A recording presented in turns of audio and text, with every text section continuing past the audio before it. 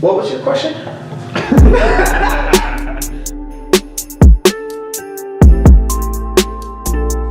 Hey everybody, welcome back for episode 2, guys. It's Matthew here with Rooted Group. Once again, I do communications for Rooted, meaning I get to talk to a little bit of everybody, right? And it's a lot of fun, but I'm able to get some very unique experience and just understanding of kind of the way things work. So from all different perspectives, trying to share it now with everybody here via the podcast. Hope you guys enjoy. Episode 1 was great. We talked about what stemmed, where the illegal market stemmed from, and kind of went into some of the history and stuff like that. That definitely is also a topic that we could go into for a long time. We'll touch base on it again later. So today's topic, we are talking about social equity. Social equity is a very, very complex problem, right? And I figured first we would start off by talking about what it is, right? And then kind of going into the benefits, the negative consequences, and different things like that. So social equity, what it is, it's basically the government's way of trying to give opportunity to those who have been affected disproportionately. So there's certain criteria that need to be met in order to qualify for social equity. That includes everything from having prior convictions for cannabis sales or possession. That includes being living in a neighborhood that has been affected, right? More so by police and policing, and just different. Also, a certain amount of money, how much money you make, and stuff like that. So, I think overall, it's an incredible system. I think the idea is very good, right? It's incredible. It's something that we need 100%, because we got to try and make things right, especially for those who have been affected, of course, more than others from cannabis. So social equity is a great thing, and we've seen a lot of good benefits from. And I think more than anything, the best part of it is the fact that the government is recognizing the bad that they've done in this specific topic, right? Cannabis. So the government is now saying, we've made mistakes, right? We want to own up to the mistakes, and we want to then start making it right moving forward, which I think is beautiful. And we all need to recognize that is the intent, right? That they're doing. And I think if we understand that, then we could kind of figure out maybe better ways that they could implement it, right? And we'll get into that a little bit later in this episode. But I think more than anything, it's to understand, guys, I've heard a lot of negative things about social equity, which I think it's a very bad system, but I think it's a very beautiful concept, and I think it's something that we need.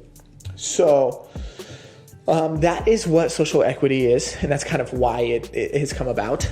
Of course, I believe every city kind of has their own definition, but nonetheless, it's basically to make right what has been wronged. So we just went over kind of the criteria that I guess makes you qualify for social equity. But what the system is there's a lot of different things based on the city that it is. But pretty much they all have the same premise, right? It's to make running a cannabis business easier. Right? So that is no application fee, right? Or a reduced application fee for a social equity applicant. That is, some cities have incubator programs to where someone who is going to get a license, a general applicant, right, could then link up with a social applicant, right? Social equity applicant, and they could get a facility together and they both get a license. Right? As long as, certain criteria is met, like, I believe Oakland has that. From my knowledge, they kind of have the best program in the state. And what it is one of the things is it's like you have to give them at least 1,000 square feet, right? and you have to, as the general applicant, you have to give them at least the social equity applicant at least 1,000 square feet of your facility. You have to pay. I think it's rent free for 3 years or something like that. Who gives them that? The general applicant. So there's two different applicants when applying for a license, right? On cities that have social equity programs. There's a general applicant, which is basically anyone. So I technically would be a general applicant. Right, some members of the team would be social equity applicants, but so a general applicant is someone who has not been adversely affected by cannabis, right? Cannabis illegalization, if you will, right? So someone who's been convicted for possession, different things like that. So what was your question? I was saying who is giving them this square footage? Who is So it would be the general applicant, right? So in the case of this, right? And remember, every social equity program is different based on the city.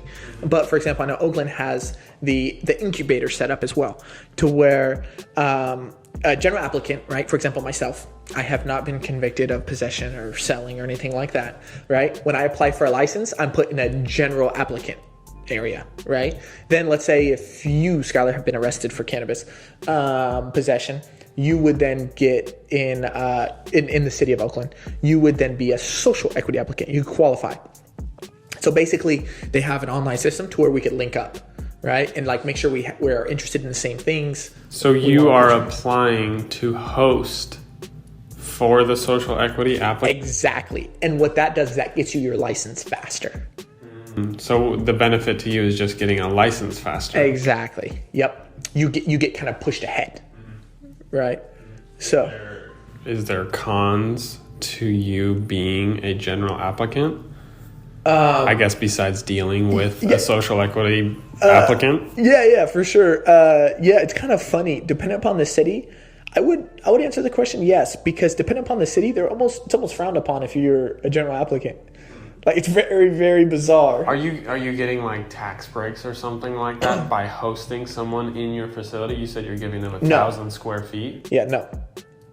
The only benefit is getting that license sooner. Yeah. Which, you think about it, right? 2 years rather than, 6 months or 3. I understand, but I have to give someone 1,000 square feet of my facility. Yeah, that's a lot.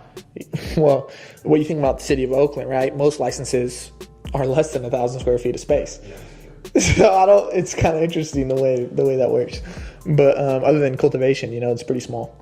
Yeah, I've been in a lot of facilities that it's 200 square feet, and they have the marked off cannabis, secure area. That's a Harry Potter closet right there. Yeah, it really is. Yeah. And so the space though, it's just literally a gate, and they say this is the secured space, where the cannabis is stored. You can't fit any. You can fit a few cases. That's it. It's kind of funny the way they do that. But I get it. At the end of the day, you got to do what you got to do to operate. So, the systems though, the unfortunate thing too on the social equity side, right, is that a lot of these social equity applicants, they kind of get screwed over, right? And to be honest, I don't necessarily think it's the fault of the incubator either most of the time. The reason being, as a business, right? Let's just call it what it is. It's a business, right? You need to do what you need to do to be successful, right? And you don't want someone else's operation to hinder yours, right? So therefore, you don't let it, right? And so there's a lot of stories. You go online, it's kind of crazy. Some of this stuff, there's some real wrongdoings done by general applicants or incubators, if you will, big companies that incubate, several different people to get all these different licenses.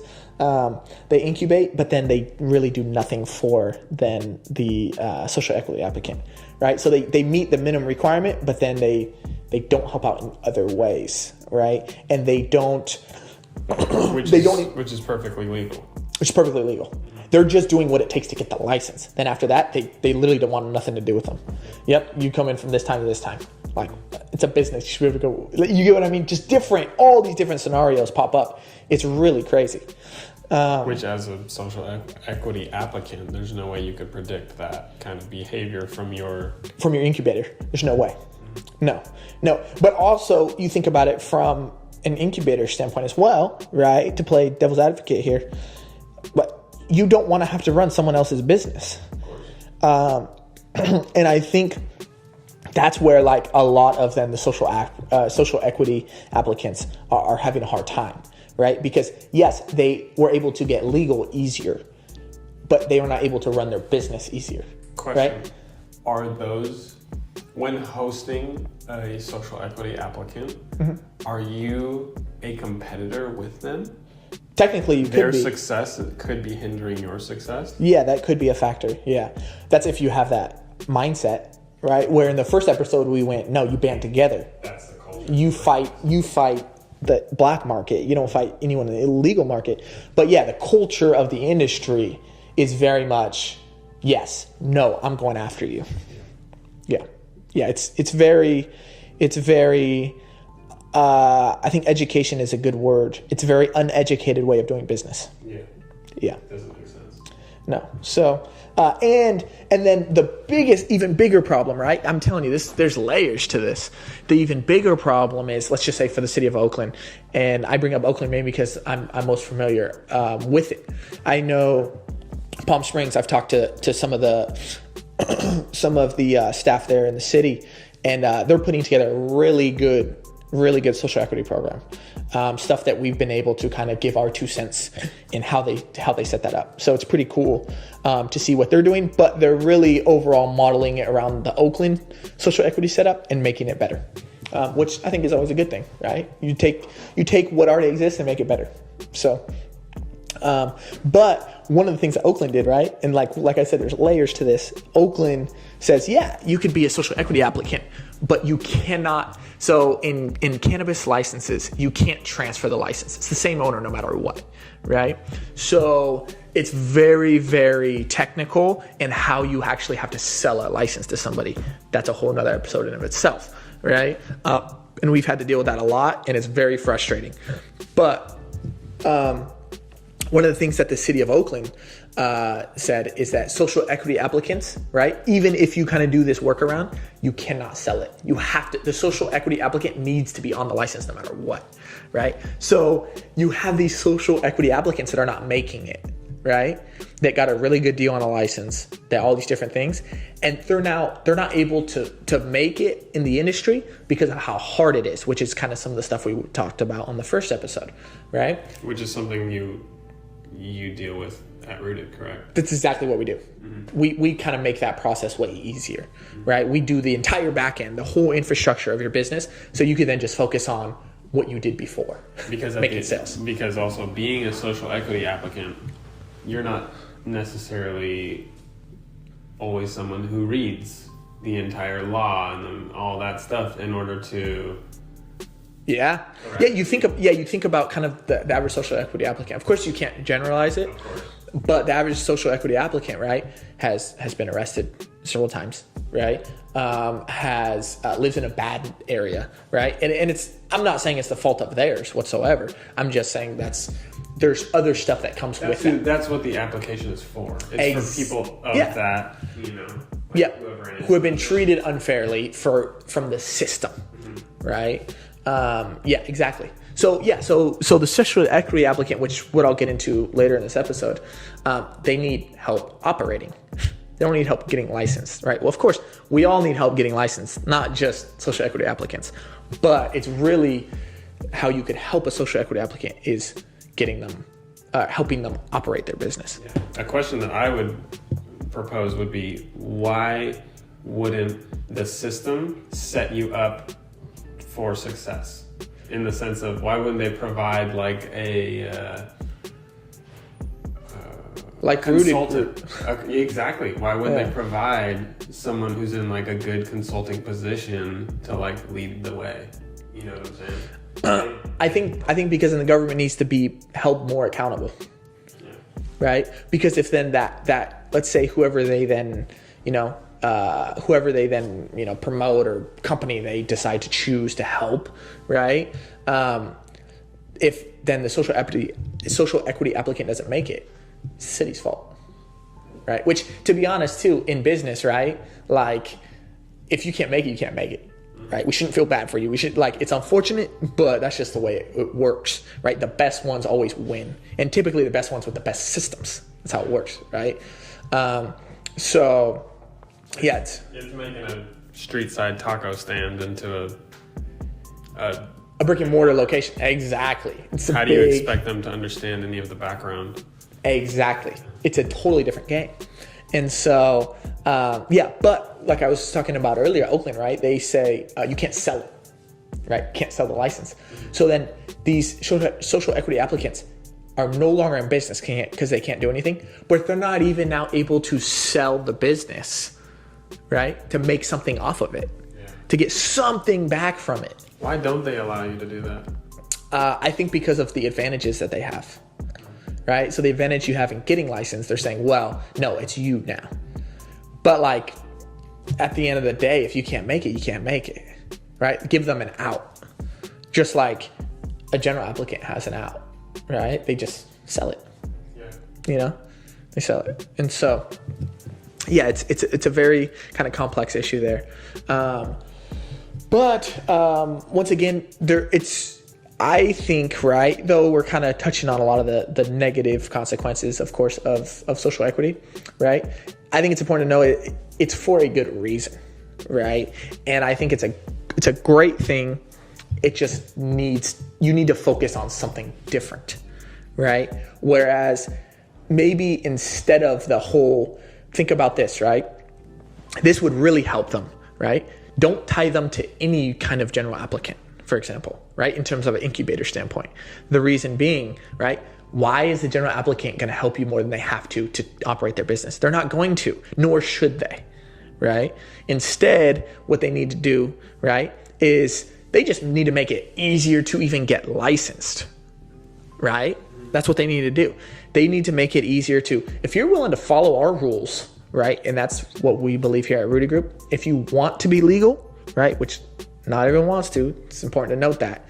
But if you want to be legal, you should have that ability too, just like anything else.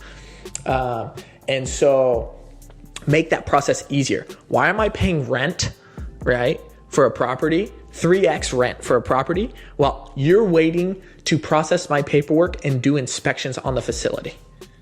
Think about that for a second. Some cities, you wait 2 years. Some you're more. Some all these things, right? I think on average, you're about 1.5 years, 2 years, right? Who could even afford to do that? Why doesn't the city then say, hey, we suck, right? We need to get better, right? We need to, the moment this paper hits our desk, we need to now approach it.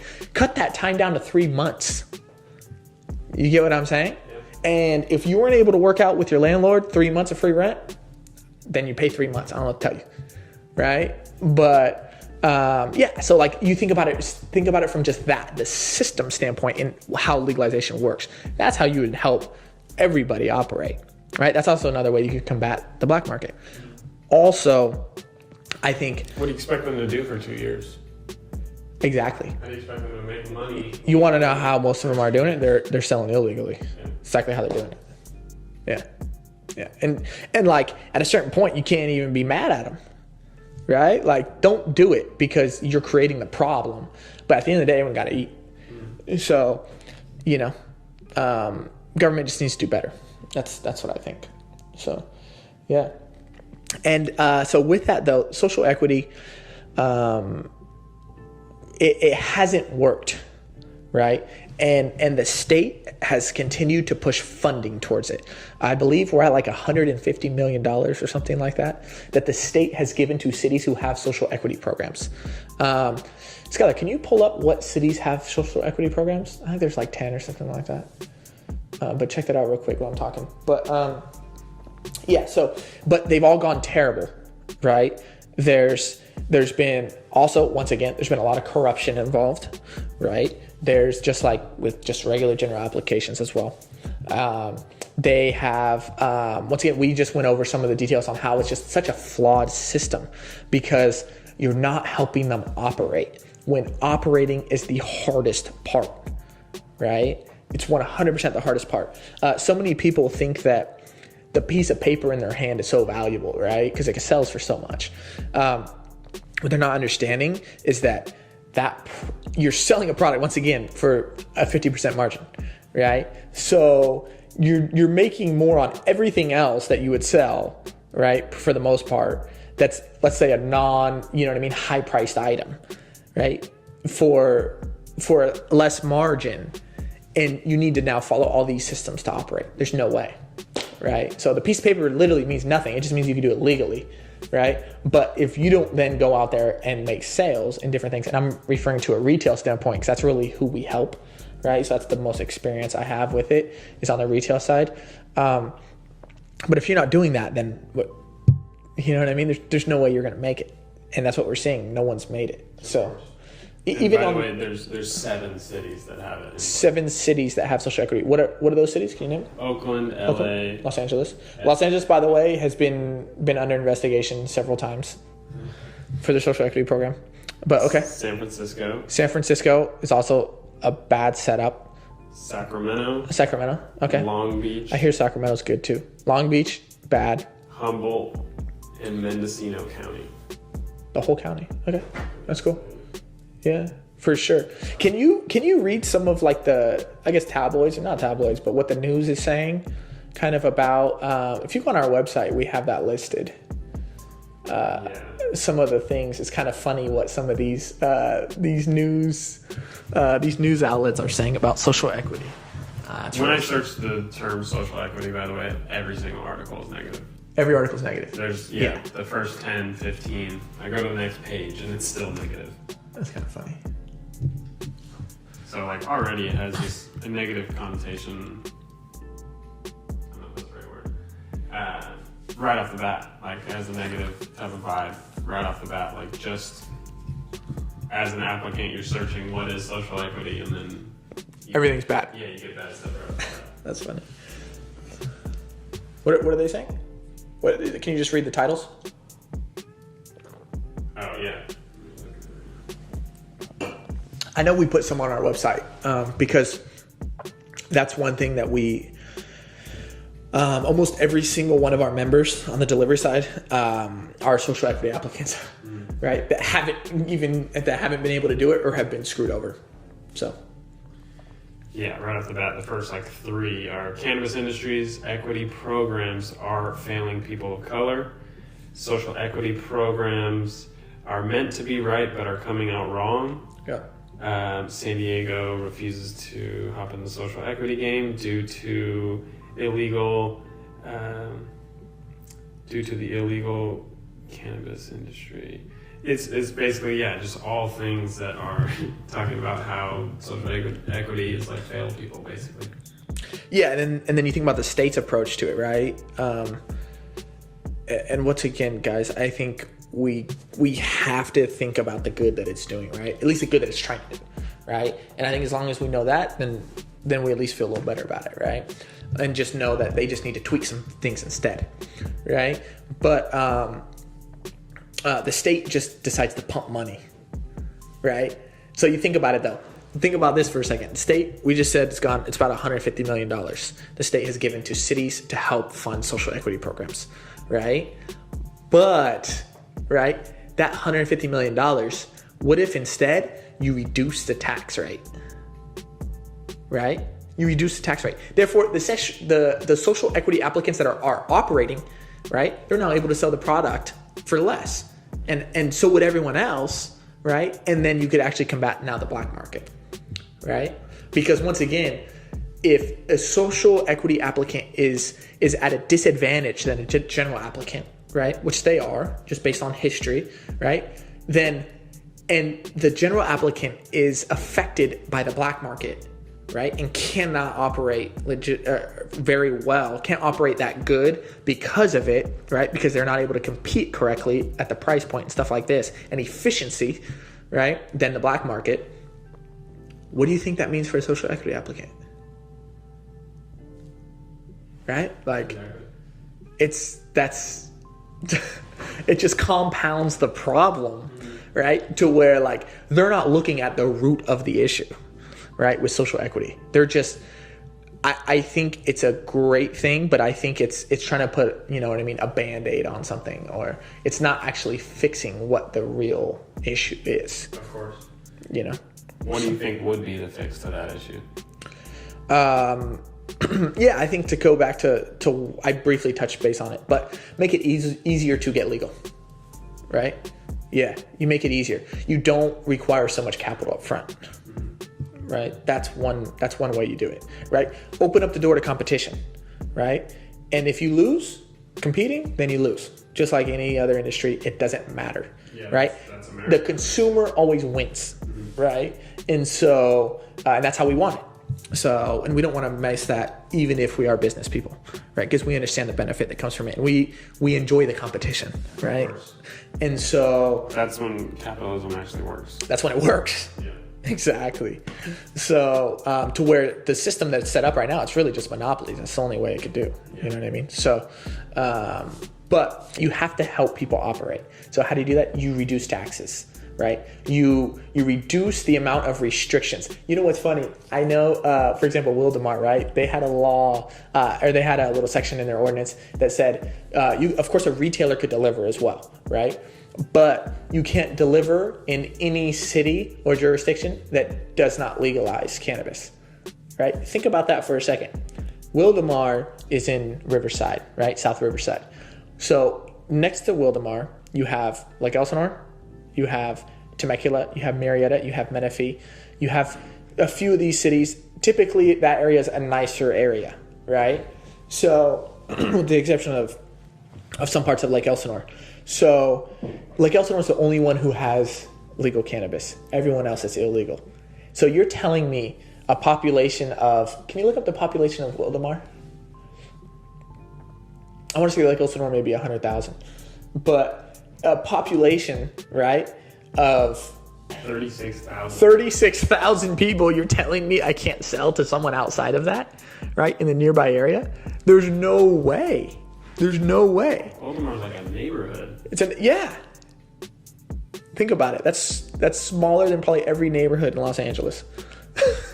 Like, you get what I mean? It doesn't make sense. And they're probably legalizing that because they want more money toward them because they're too small. Yeah, that's exactly what it was, actually. Yeah, so it's funny. I actually talked with someone there in the city, and it's because they don't have any money in the city, so they can't do anything. And actually, the city was very opposed to it, but like as in the population. All 20 people that showed up to the meeting. Yeah, exactly. Yeah. So it's just kind of interesting that they do that. But you think about just that restriction right there, right? How do you expect? What's even the percentage on cannabis consumers of 30,000 people? I don't know, but Wildemar is also typically an older population. Very much so. It's spread out. Yep, it's a very spread out. It's not rural, but like it's not. You're not stacked on top of each other, right? You typically have big yards, stuff like that. Not a ton of apartment. No, there's a few. Yeah. You could definitely count them on your hand. So yeah, so you think about just that one restriction alone, what that does. So yeah, I think you need to make it easier to operate, and that starts with the ordinances, right? Don't restrict them. Allow it just like any other industry, right? And then let the best ones win, right? You're already tracking it through track and trace, through metric. So like, what more do you really need? I don't really get it. So. Yeah, to conclude kind of this episode, guys, I think social equity is a very good thing. I think it's incredible. I think it's something that we need to recognize that the government's doing a good thing, right, for us. That being said, we got to make it better, right? They need to make it better. They need to stop imposing these things on general applicants, right? And they need to actually help them operate their business, right? And I think you start from the government standpoint. You start by reducing the amount of lines in the ordinance, right? Why is it 100 and something pages, right? So typically every single day you would have broken something naturally just through operating, even if you're operating everything as good as you can. So I think you got to ease the restrictions. And I also think you need to band together, right? Just like kind of what we're doing, right? At Rudy Group, we are really starting to focus heavy on not just getting people legal, but keeping people legal, right? Keeping people operating. And we do so by helping them with the back end, right? So you worry about selling, we worry about now creating product profiles, all the metric work, all the payroll stuff, ordering product brands, right? Brands are very, very exclusive, some of which won't even answer a call. So I think if we just band together, then social equity naturally helps itself, as well as taking advantage of some of these services that, for example, we offer and maybe some other people. So, yeah. Thanks, guys, for listening to me just ramble, as always. Appreciate the love and support, and look forward to seeing you guys in the next episode. Peace.